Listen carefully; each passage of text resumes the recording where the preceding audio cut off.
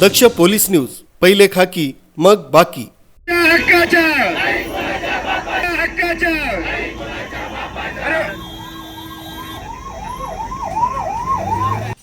नाशिक जिल्हा सध्या एका भीषण संतापाच्या लाटेत होरपळतोय. मुंगसरे मातुरी येथे शेतकरी महिलांवर झालेल्या कथित अमानुष अत्याचारानंतर आता आंदोलनाचं रान पेटलंय.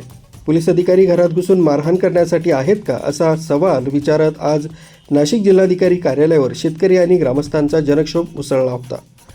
2 मे रोजी मुंगसरे मातुरी परिसरात पोलिसांच्या कारवाईच्या वेळी शेतकऱ्यांच्या घरात घुसून महिलांशी गैरवर्तन, मारहाण केल्याचा गंभीर आरोप होत आहे.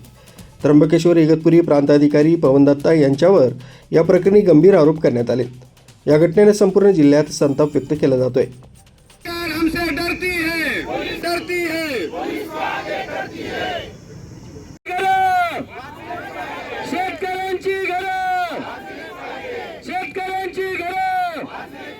राज्य सरकार या प्रांताधिकाऱ्याचं करायचं काय?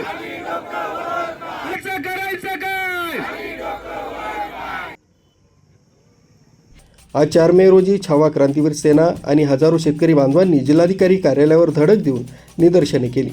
दोषी अधिकाऱ्यांचं तात्काळ निलंबन आणि त्यांच्यावर गुन्हे दाखल करून अटक करा. जोपर्यंत न्याय मिळत नाही तोपर्यंत मागे हटणार नाही, असा निर्धार शेतकऱ्यांनी व्यक्त केला. शेतकरी हा जगाचा पोशिंदा आहे, तो तुमचा गुलाम नाही. जर प्रशासकीय अधिकारी शेतकऱ्यांच्या घरात घुसून माता भगिनींवर हात उचलणार असतील तर आम्ही गप्प बसणार नाही. या अधिकाऱ्यांचं तात्काळ निलंबन झालं पाहिजे, अन्यथा संपूर्ण नाशिक जिल्हा जाम करू, असा इशारा यावेळी छावा क्रांतीवीर सेनेचे करण गायकर यांनी दिलाय. आमच्या मागण्या हक्काच्या प्रांत अधिकारी निलंबन. एकीकडे आंदोलकांचा आक्रमक पवित्रा आणि दुसरीकडे प्रशासकीय पातळीवर होत असलेली हालचाल यामुळे वातावरण कमालीचं तणावपूर्ण झालं आहे. महिलांच्या सन्मानासाठी संपूर्ण शेतकरी समाज एकवटलाय. दोषींवर कारवाई होणार की शेतकऱ्यांचा हा आक्रोश आणखी तीव्र होणार, याकडेच संपूर्ण नाशिक जिल्ह्याचं लक्ष लागलंय.